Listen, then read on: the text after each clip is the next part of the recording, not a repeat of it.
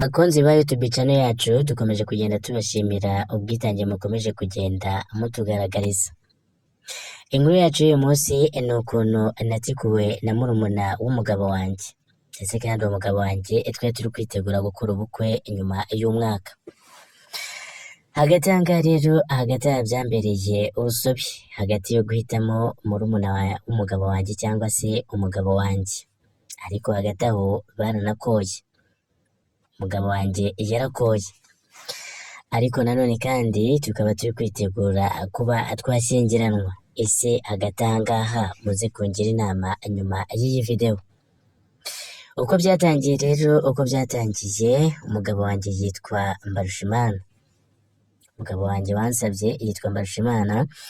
Aha ngaha akaba yansabye ababyeyi ubwo yambengukagwa ku munsi wa mbere ubwo twari duhuriye mu bukwe bwa mukuru wanjye nari namubereye icya kabiri, ari nabwo ndetse kandi numvaga nanjye nkeneye kuba nashaka umugabo mu iryo joro hararangiye, ariko ntago byakunze. Ubwo Mbarushimana yambengukaga uwo munsi ubwo twari twaherekeje mukuru wanjye yaje kumbaza izina ryanjye sinatinda ndabimubwira. Mbarushimana ati nagukunze, ati rero uko byagenda kose tugomba kuzakora ubukwe natwe. Ubwo twagiye mu rukundo, ubwo Mbarushimana ndetse atangira yampaye impano dore ko yari yaje yaguze ngo impeta yo kwambika umukunzi ari bubone mu bukwe, ati dore kuko n'ubundi nawe ariho yari ateze abakobwa, dore ko mu bukwe n'ubundi abakobwa baba bambariye umugeni aba ari abakobwa batwika, ni abakobwa beza. Aho twari abakobwa bagera muri 6, aribwo yaje kuntoramo ndetse ambaza izina. Aribwo yambajije izina, njyewe ubundi muri rusange nkaba nitwa Ayinkamiye. Ariko uyu musore Mbarushimana yaje gukomeza ansatira cyane, ambaza aho nturuka mubwira byose, ambaza buri kimwe cyose, ambaza akazi nkora mubwira buri kimwe cyose. Uyu Mbarushimana rero ntibyaje gutinda, yaje kujya mu rukundo. Ubwo uwo munsi twashyingiye muri mukuru wanjye, tumaze kumushyingira nibwo Mbarushimana yaje kumpamagara arambwira ati yewe ati njyewe n'uburyo n'ukuntu nagukunze, ubwo bari batashye, ati ndumva byanaba byiza, ati ese ubundi ufite gahunda duhite turangiza ikirori. Umukobwa ati yewe iwacu papa na mama ni abarokore ntabwo byakunda, ati kuko birasaba kuzasaba ndetse kandi ukanakwa. Ariko Mbarushimana akaba afite murumuna we bita Munyengabe. Uwo murumuna we rero bita Munyengabe akaba azwi n'ibyo Munyengabe.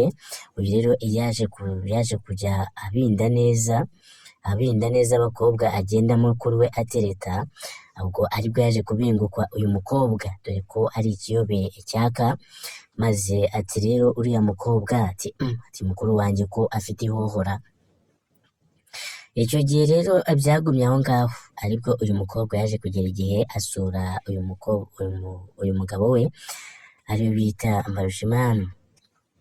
Maze kumusura bapanga iby'ubukwe, ariko mu kumusura yajyanye na murumuna we bagenda uwa babiri. Mbarushimana umujinya waramwishe, aribwo yavuze ati nk'uyu nguyu abazaniye murumuna we mu biki, nakagombye gusogongera kumva niba iyi nzoga izaba iryoshye. Ati subu uyu mwana nkuba wamujyana he?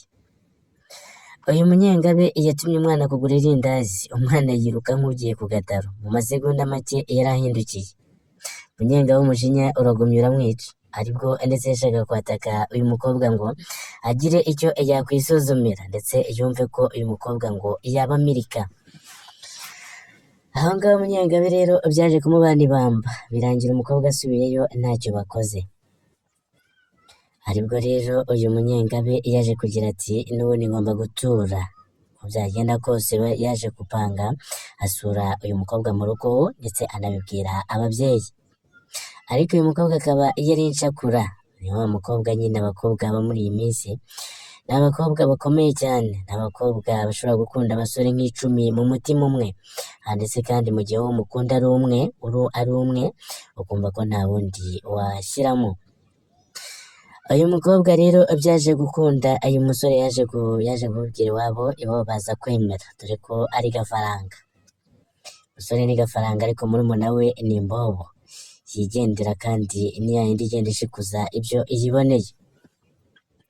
Uyu mukobwa rero nibwo yaje kubona murumuna wa Mbarushimana dore ko buriya utujama tw'udusore two muri iki gihe tuba twiyambariye neza kandi dufite amapenke akoze ukuntu. Uwo munyengabe yakubitagaho ipenke y'abarokore ndetse kandi akambara n'udupantaro tugezweho n'udukote tw'igipesi kimwe. Umukobwa yaramubonye bwa mbere arahaba aravuga ati ese uriya ni murumuna wawe? Undi ati uriya ni murumuna wanjye ariko nta kintu agira, ati uba ubona ni kuriya ahagaze ni imbobo igenda, ati nta kintu yigirira. Abakobwa benshi beza cyane bakunda udusore tw'utujama, nibwo uyu mukobwa yaje kumushotora aramubwira ati munyengabe ngwino hano. Munyengabe araza amugwamo aramuhobera, mu kumuhobera umukobwa yaje guhumurirwa na imparufe aka kajama akari kiteye. Umukobwa ati bishoboka bite? Ati ese ni gute uvuga ngo munyengabe nta mafaranga agira kandi ameze neza, ati ndetse kandi anahumura neza, ati ese ibyo byagenze bite? Munyengabe rero yaje gukomeza yigira muzi dore ko nyine abacaho buri kanya. Ubwo Mbarushimana rero yaje gucyura inkuru nziza, ubwo uyu mukobwa ndetse ngo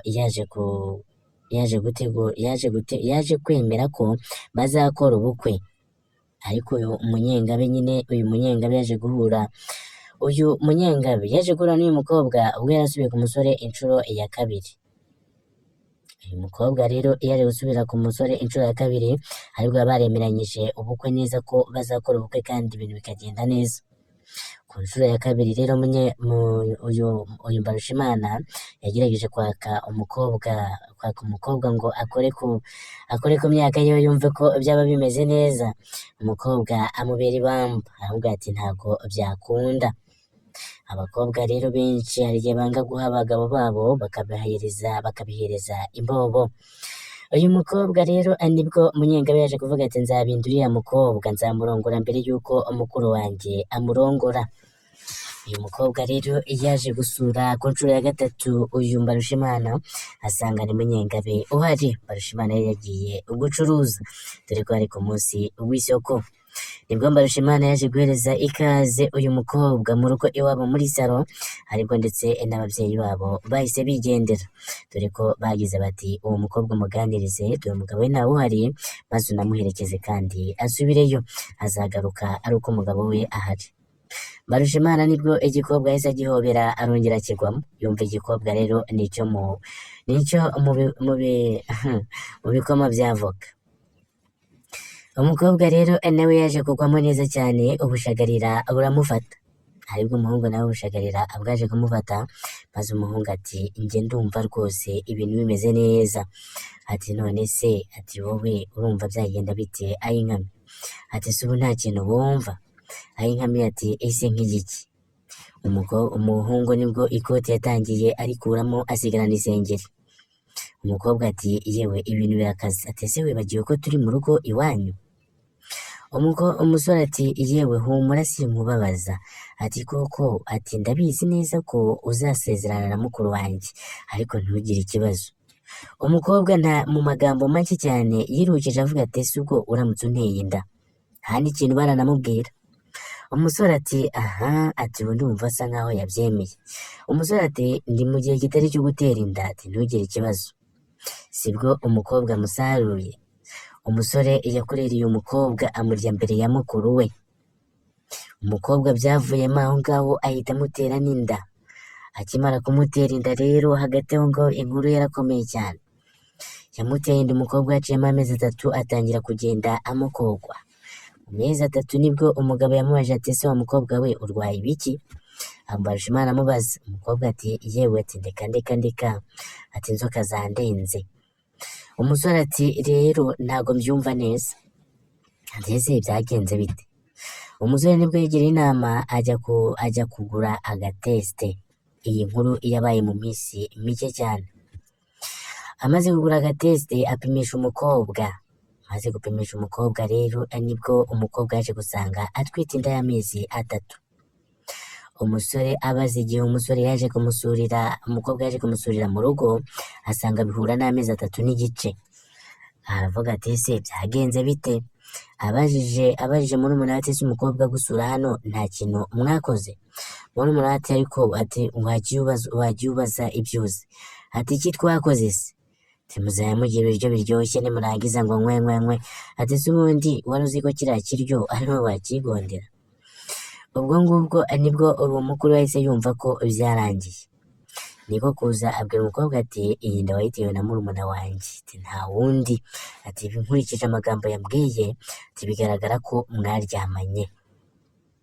Umukobwa ati reka turahirwa, ati ntabwo twize turyamana. Umusore ati njyewe nzakoresha DNA ku mwana uzavuka. Ati cyangwa se ati kuko njye ntigeze njyamana nawe. Ati none iyo nda yavuye he? Umusore yahise akatira umukobwa aramubwira ati n'ubundi nta kintu kikurimo. Ati ni inzobe zigenda. Ati wowe waraje uhereza murumuna wanjye. Ati nakwinginze inshuro zigera kuri 3 zose uranyima. Ese uwanyimiye iki? Ariko cyane abakobwa iyo witegereje neza ubona bagira ubwenge bwo guhereza abandi. Abagabo b'agaciro ntibabahereze ngo bazabaha basezeranye. Ibyo bintu ntabwo ari byiza. Abakobwa bisubireho kugira ngo ibintu bizajye bigenda neza. None rero uyu mukobwa ati mungire inama, ati se iyi nda nzayihe? Nzasange murumuna we? Ese murumuna we ko nta kintu agira ari imbobe igenda, nzakora iki? Ese nzasabe imbabazi Mbarushimana azambabarira? Ese nzakora iki kugira ngo ibi ngibi bizagende neza tuzakore ubukwe bwacu? Ati ese nanone kandi iyi nda nzayikuremo? Ahangaha rero nkeneye inama zanyu. Comment yasaho gato zirakenewe cyane, mungire inama. Hagati aha rero mukomeze mugubwe neza, mukomeze kandi mubane neza.